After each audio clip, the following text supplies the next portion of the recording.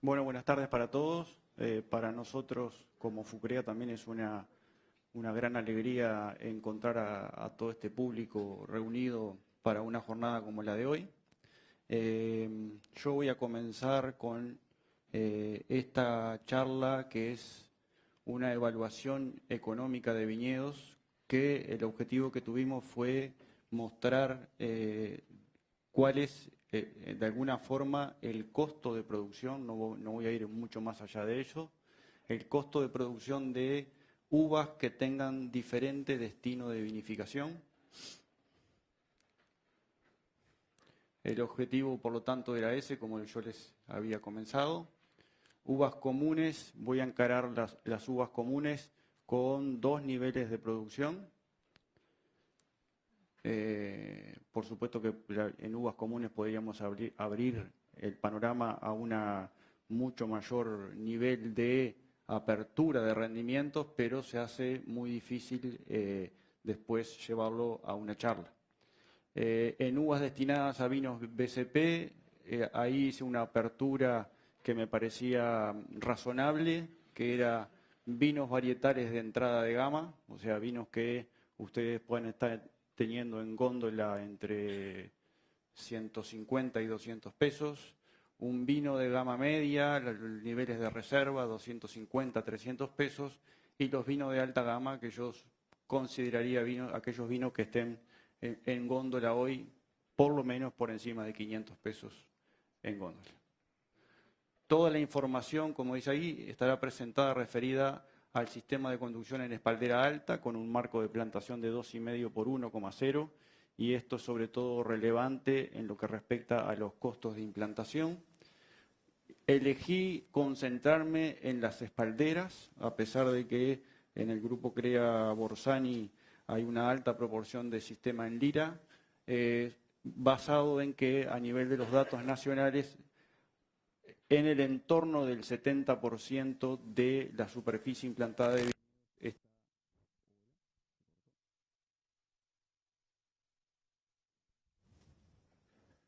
¿Está prendido? No, ahí volvió. Bueno. En el entorno del 70% del viñedo nacional está conducido en sistemas en espaldera. Los datos que voy a presentar, por lo tanto, son procesados a partir de costos de producción e implantación de viñedos relevados anualmente por parte de las empresas integrantes del Grupo CREA. Este relevamiento de costos el grupo lo hace y lo comparte entre sí hace muchísimos años. Hoy en día el grupo está integrado por 13 empresas con una superficie de 652 hectáreas, o sea, alrededor del 10% del viñedo nacional. Los costos de implantación, esto es una aclaración que es importante, y producción corresponden a viñedos de zonas tradicionales sin restricciones en el manejo generados por pedregosidad o topografía de fuerte pendiente. La experiencia que tenemos en zonas de mayor pedregosidad o con pedregosidad y con topografía de fuerte pendiente, todos sabemos que los costos son muy superiores en la fase de implantación y también superiores en la fase de producción, y por lo tanto quise hacer esta aclaración porque si no podía quedar un poco fuera de contexto. Los costos de implantación, ¿qué consideramos como costo de implantación? Es los costos desde el inicio de la preparación del suelo hasta el tercer ciclo vegetativo. Eso nosotros lo estamos considerando como costo de implantación de un viñedo. Espaldera de vuelta, 2,5 por 1 metro. Postes cabeceros de madera tratada y postes interiores de acero galvanizado colocado cada 6 metros. 4 pares de laderos móviles. Eso es en el costo que yo les voy a presentar, que va a mostrar dividido en diferentes ítems el costo de esa implantación. Ahí tienen el cuadro resumen, cómo está dividido por ítems, la preparación y fertilización, el material y plantas. Por eso yo, perdón, apreté mal el botón. Por eso yo quería aclarar esto. En el caso de los viñedos del este, por supuesto que esto es muy superior, las zonas rocosas. materiales y plantas, el componente mano de obra, agroquímicos y fertilizantes, combustibles y lubricantes, reparación y mantenimiento de maquinaria y otros gastos varios. Ustedes ven ahí que el acumulado hace a un costo de implantación de viñedo en una espaldera de alta que está en $32.136. Ahora sí lo vamos a ver más resumido en la próxima gráfica, cómo se distribuye porcentualmente ese costo. El 46% representa lo que son materiales y plantas, el 36% son lo que es mano de obra y después tenemos una serie de ítems de menor importancia como aparecen ahí, que ninguno supera el 6%. Ahora vamos directamente a lo que son costos de producción. Primero mostrando lo que son una producción para un vino de mesa, con dos niveles de producción. Primero para que nos situemos, en 18.000 kilos por hectárea y en 22.000 kilos por hectárea. Me parecieron que eran rendimientos razonables a presentar. Quizás alguno de ustedes me planteé por qué no hice una presentación de un costo a un rendimiento superior de 22.000 kilos por hectárea. Yo acá estoy estimando un viñedo con una amortización a 25 años, o sea, con una capacidad productiva de al menos 25 años, o sea, con 28 años de vida. Y la experiencia que tenemos hasta el momento es que sostener un viñedo hasta ese nivel de edad con un rendimiento muy superior a los 22.000 kilos, por ejemplo, en una espaldera alta, en un sistema de conducción, por ejemplo, en un TANAP o algo o alguna variedad productiva por el estilo, es bastante difícil. Algunos años podremos tener más de 30.000 kilos, pero el promedio es difícil de ir más allá de ese límite. Quizás después con Iberti hable un poco de lo que son los balances y las posibilidades, pero en nuestro conocimiento no mucho más allá podemos ir. Ahí ven cómo se separan los costos para los costos de producción para el vino de mesa, con un componente altísimo, como hablábamos hoy de vuelta de lo que es costo de mano de obra, los otros ítems en los cuales esta es la tabla tal cual la utilizamos en el grupo CREA, de cómo abrimos los ítems. Ustedes ven que en este costo de producción, que varía de 18 a 22.000 kilos, por supuesto que lo único que hice variar fue el costo de cosecha por el mayor rendimiento obtenido y el costo de amortización de aquellos $32.000 que acabamos de ver representan en 25 años $1.285 por hectárea y por año. El costo llevado al kilo, que es lo más importante, muchas veces enfocamos el costo a lo que es el costo por hectárea, pero lo más importante es el costo por kilo. El costo por kilo de un viñedo para producir uva común con la amortización incluida es de 38 centavos de dólar para la zafra pasada y de 32 centavos en el caso de 22.000 kilos por hectárea. Ahí ven cómo se reparten los principales costos de producción. Aquí, por supuesto, que el componente de mano de obra es mucho más importante, es un 58% de los costos totales. Le sigue la amortización con un 18% y otros ítems, como por ejemplo insumos, que a veces tenemos la tendencia a pensar que los insumos son una materia muy pesada en los costos de producción, nos muestra que en el caso de la viticultura representan un 8% solamente. Ahora vamos a lo que es el costo de producción en uvas destinadas a vinos BCP. Aquí la variación más importante que ustedes van a ver con respecto a los vinos de mesa son en lo que es sueldos reales, ¿no? Los sueldos, el costo de la mano de obra, que se va incrementando entre lo que es entrada de gama, el AR, que es los vinos reserva, y lo que es los vinos de alta gama. Ese incremento está explicado por la mayor cantidad de horas que le tenemos que ir aplicando al cultivo en el manejo vegetativo sobre todo, en lo que respecta en particular a mayor nivel de demanda en lo que es raleos, deshojes, manejo de la vegetación.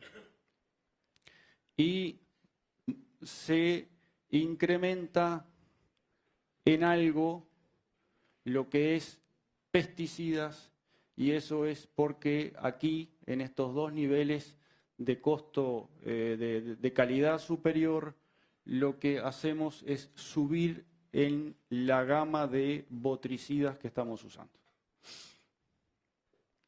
Terminamos acá también hice una apertura de rendimientos, que esto por supuesto que es una propuesta, y es una propuesta que está adaptada a algunas variedades y otras que no, pero bueno, había que elegir una gama de rendimientos. Ahí puse 15.000 kilos para lo que era la entrada de gama, 12.000 kilos para lo que era el reserva, y para la alta gama 10.000 kilos. Eso se puede adaptar, podemos discutir, pero eso creo que se puede adaptar, por ejemplo, para una variedad como un Tanat, como un Sauvignon Blanco. Quizás otras variedades o nunca alcanzan los 15.000 kilos, como puede ser un Pinot Noir, o le es difícil llegar, como un Chardonnay.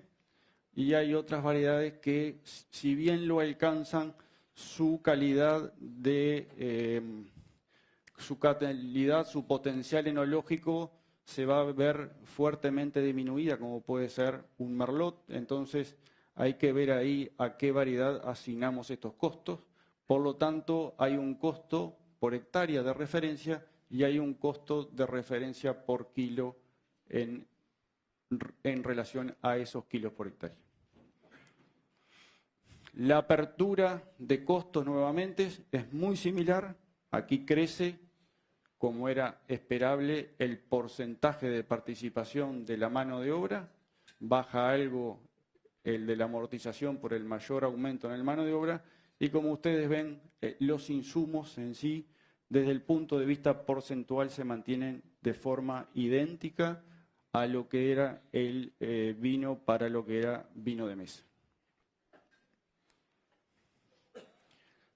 Una gráfica que quiere mostrar un poco cómo es la evolución entonces de esos costos. Partimos de, acá ven, vino común 18, vino común 22, vino BCP 15. Estos son, cómo son los costos por hectárea, cómo evolucionan desde 6.836 a 8.663, o sea, casi $2.000 de diferencia entre una uva común y una uva destinada a alta gama, con amortización incluida. Y aquí, para que la gráfica me lo permitiese, el dólares por kilo está multiplicado por 10.000 y ustedes ven que pasamos de un costo del más bajo de la uva común a 0,32 centavos, nos vamos a 0,87 para el caso del alta gama. Ahora, para ir un poquitito más allá en el análisis de lo que podría ser la evaluación de una inversión en el viñedo, hicimos algunos cálculos efectuando un flujo de fondo a 28 años,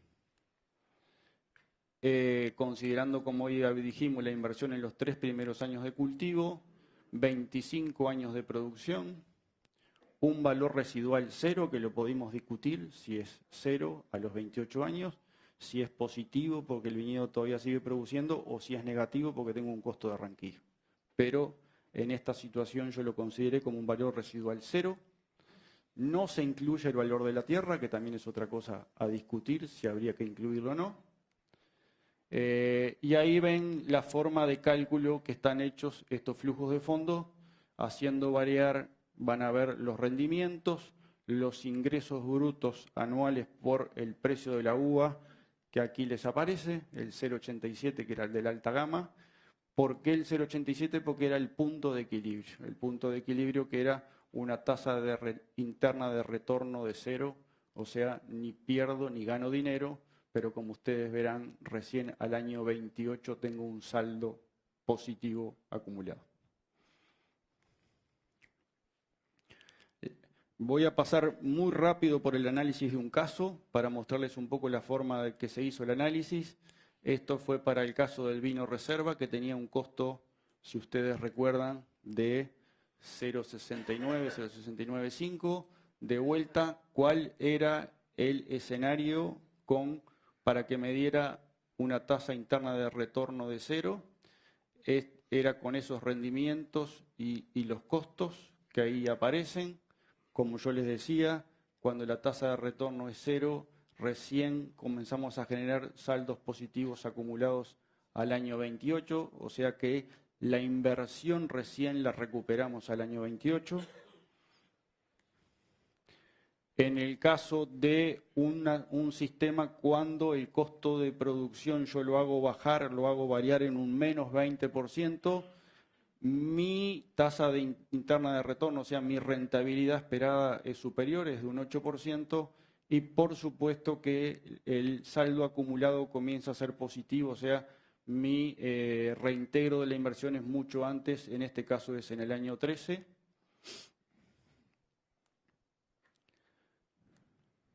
Y estos son situaciones similares, haciendo subir el precio de la uva y manteniendo los costos, una tasa interna de retorno superior. En el caso de que subo el precio y bajo el costo, es una tasa de retorno aún superior. Y bueno, y ahí después están los escenarios un poco más negativos, que es si el precio de la uva me baja un 20% y el costo de producción baja un 20%, ahí la tasa de retorno vuelve a ser 0, pero si el precio de la uva lo mantengo en el precio original y el costo de producción lo aumento un 20%, ni siquiera me llega a calcular la tasa interna de retorno, porque ustedes ven que el saldo acumulado es cada vez más negativo. Este es el cuadro que resume un poco para todas. Yo le mostré lo que era el vino calidad reserva. Acá está el alta gama, el reserva y el entrada de gama.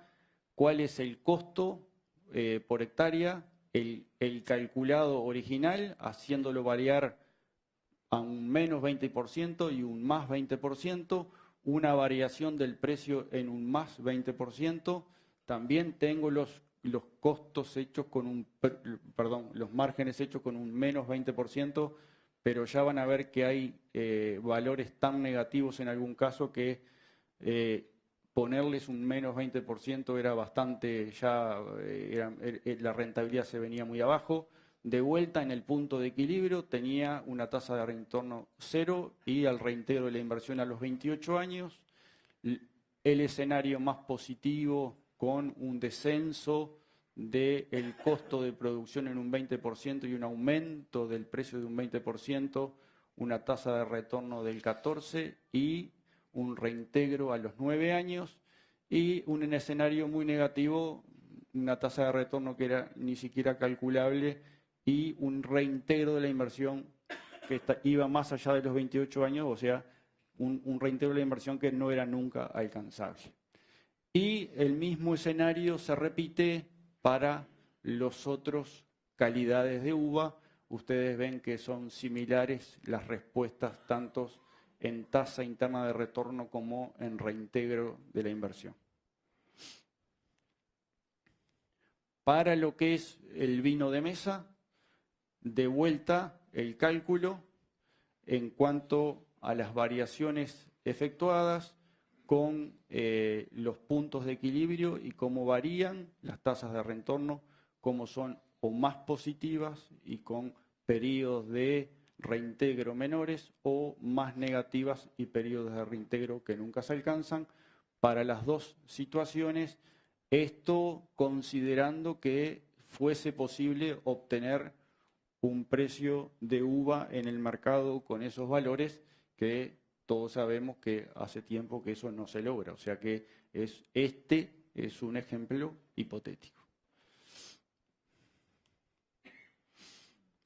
Y para graficarlo de alguna forma, elegí lo que era, por ejemplo, aquí el vino BCP en alta gama de los 10.000 kilos, la evolución del reintegro y la tasa interna de retorno, si en el punto de equilibrio tengo una tasa un reintegro recién a los 28 años y una TIR de 0.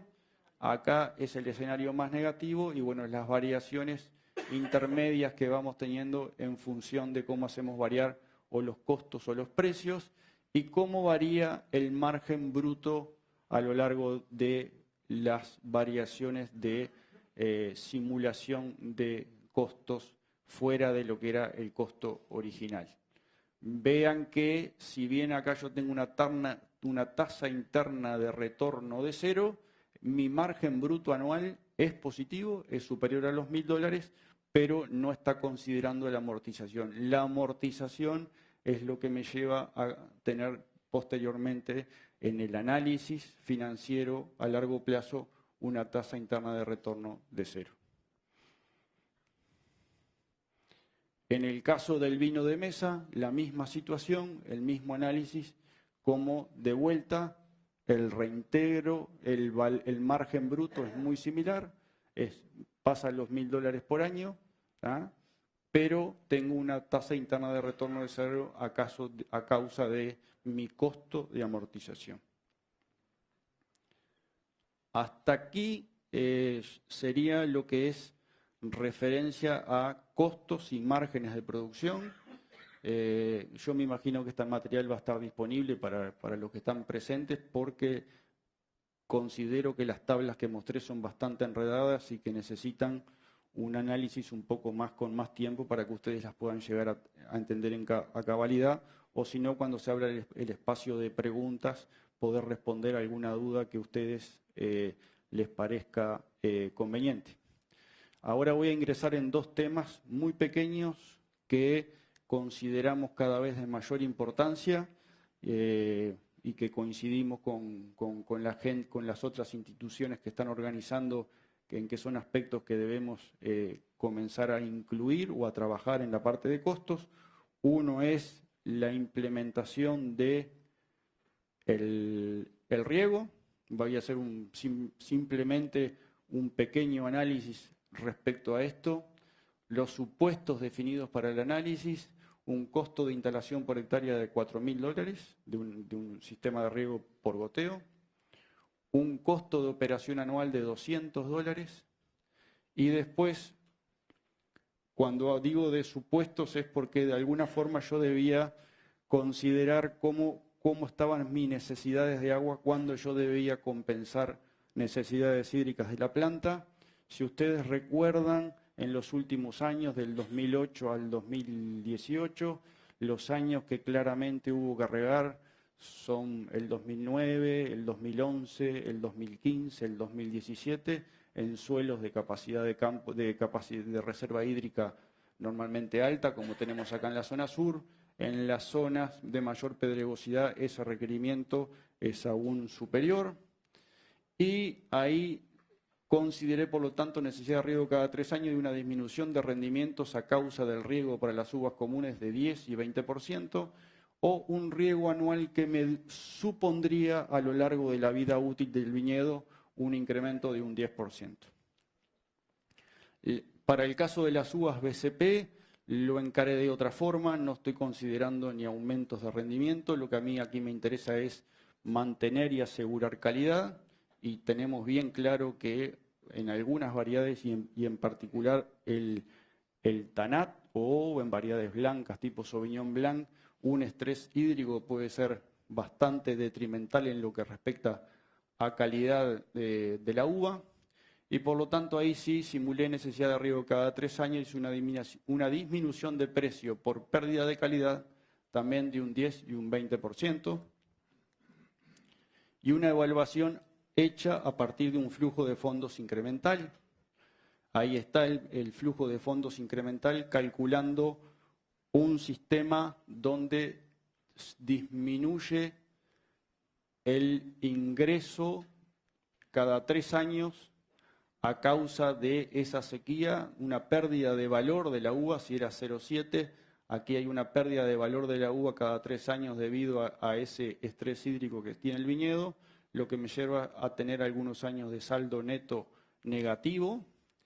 Y si yo incorporo el riego, en esta área mantendría mi flujo de fondos más estable y por lo tanto me permitiría tener, en este caso, que me generaba una reducción de precios del 10%, una tasa interna de retorno del 10% a la inversión del riego, teniendo costos operativos, por supuesto, solo considerando costos operativos de riego, por supuesto, solo los años donde yo hice riego. Y acá ven, para no mostrarle de vuelta la serie de flujos, porque son aún más cargados, acá es una tabla de resumen: vino de mesa 22.000 kilos por hectárea, una frecuencia de riego 1 cada 3 años, con una restricción de rendimiento de un 10% de kilos por hectárea. El saldo acumulado en los 28 años es de solo $296 y por lo tanto la tasa de retorno es cero, no es negativa, pero es cero. O sea, ahí diríamos que el interés de la inversión no parece muy lógico. En un vino de mesa, cuando yo incremento a una restricción de rendimiento cada 3 años de 20%, mi saldo acumulado es superior y ahí la tasa de retorno pasa a ser de 8. Y en el caso de el supuesto de aumento de rendimiento de un 10% por hectárea, con un saldo acumulado aún un poco superior, también me genera una tasa interna de retorno del 8%. Para el caso de los vinos BCP, los dos escenarios, 10% de reducción de precios y 20% de reducción de precios, en los dos escenarios tendría saldos acumulados positivos y tasas internas de retorno positivos frente a la colocación de un riego. Esto, como le decías, es un escenario a evaluar en la zona más tradicional. En la zona de mayor pedregosidad, creo que a los que trabajamos a nivel de campos, a ninguno nos queda duda de la necesidad de contar con el riego instalado. Y después, 2 palabras sobre mecanización de cultivo. Esta es una tabla vieja tiene como 5 años, Marcelo. 4, de un trabajo que habíamos hecho con Marcelo para la presentación de la jornada de FUCREA, entonces de hace 4 años, comparando un predio que es integrante del grupo CREA y que hace muchos años que lleva registros y que hace varios años que empezó a intensificar su utilización en la mecanización. Esto es del año 2008, 2009, donde el predio no tenía mecanización incluida. En el momento que lo hicimos con Marcelo hace 4 años, que estaba en proceso de mecanización, cómo habían reducido los ítems de poda porque se había pasado a trabajar con tijeras eléctricas, el atado porque se habían incluido atadoras eléctricas, el deshojado porque se había incluido el deshojado mecánico. Ahí no es solo deshoje mecánico, hay también un aporte de deshojado manual complementario, el despunte de brotos, el subtotal que me daba y ya la reducción que se había obtenido de 146 horas por hectárea. Nosotros veíamos como potencial, haciendo los cálculos por rendimiento de máquinas y por cantidades de veces que deberíamos llegar a 108 horas si incluso se mecanizaba la cosecha. Y para la zafra 17-18, este predio ya bajó de las 547 a las 282 horas para todos estos ítems, manteniendo, eso me faltó señalar, manteniendo los objetivos de producción de cada parcela. O sea, no hubo variación de decir se pasó de uvas de vino BCP a uvas de vino de mesa, que ahí habría una justificación directamente por el cambio de objetivo. No, se mantienen los objetivos de las parcelas a nivel productivo. Y aquí 2 ejemplos para ir finalizando la presentación de lo que son los puntos de equilibrio para ver cuándo yo puedo incorporar una maquinaria. Antes de empezar la charla lo estábamos hablando con Eduardo de cuándo es el punto de equilibrio para incorporar una máquina. Ustedes ven aquí, por ejemplo, una deshojadora unilateral de rodillos. El punto de equilibrio está muy bajo, está en 11 hectáreas, considerando absolutamente todos los costos de la máquina, los variables, los fijos e incluso los del tractor y las amortizaciones del tractor, o sea, absolutamente todo, como en una superficie muy pequeña ya una deshojadora de rodillos digamos, adoptable, es rentable. Para una despuntadora, para una roñadora, la superficie aumenta un poco más, pero se va a unas 26 hectáreas de punto de equilibrio, como ustedes ven ahí. La raya horizontal que siempre aparece aquí es el costo manual promedio. ¿Ah? Y estos son los dos ejemplos que les quería mostrar, de dos máquinas que están siendo adoptadas y cómo se puede analizar el punto de equilibrio para ver si es razonable adoptarla en un predio o no. Y ahora pasaríamos entonces a lo que son las consideraciones finales.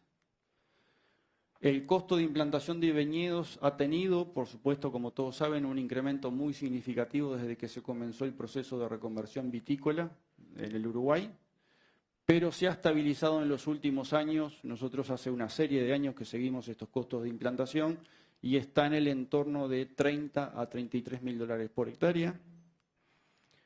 En costos de producción anual, la mano de obra representa más de un 70%, por lo que es la variable en la cual se debe trabajar más a fondo en su ajuste, y de ahí lo de la inclusión del ítem de mecanización. El incremento de costos por hectárea en uva destinada a vino BCP está explicado en casi su totalidad por incremento en horas por hectárea. Ustedes vieron que solo había un muy pequeño incremento en lo que eran utilización de botricidas de mayor gama, y el 91% de ese incremento está explicado, por lo tanto, por las 295 horas que tengo por hectárea de diferencia entre un vino de mesa y un vino BCP para alta gama. El punto de equilibrio que podríamos manejar hoy para un mercado destinado para la uva de mesa se sitúa en el entorno de los 22.000 kilos.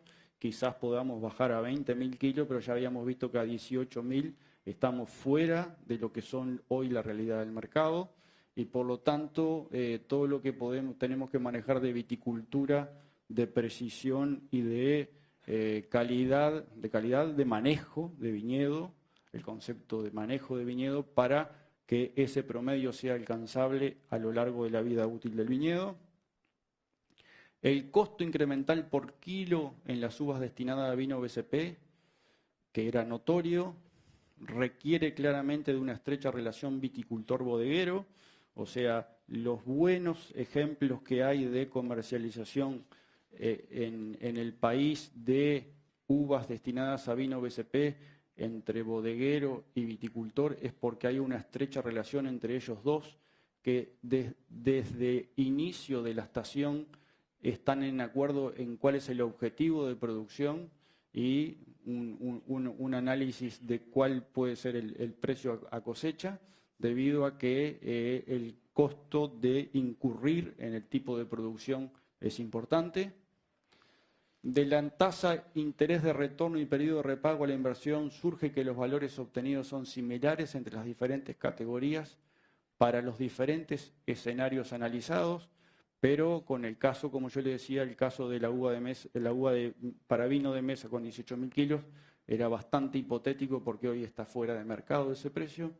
La importancia de la variedad, hoy de alguna manera lo quise señalar, pero es bien relevante saber qué variedad elegimos para qué lugar. Hay variedades que tienen un alto potencial productivo, como por ejemplo el Tanat, y que tiene una alta plasticidad en adaptarse a diferentes esquemas productivos de vinificación, desde el vino de mesa hasta el vino de mayor alta gama.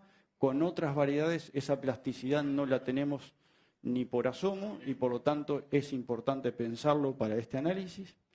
Y si bien yo dije que me refería a la espaldera, tengo que nombrar a la lira en este caso, porque si yo hubiese incluido a la lira en el análisis de costos de producción, hubiésemos tenido costos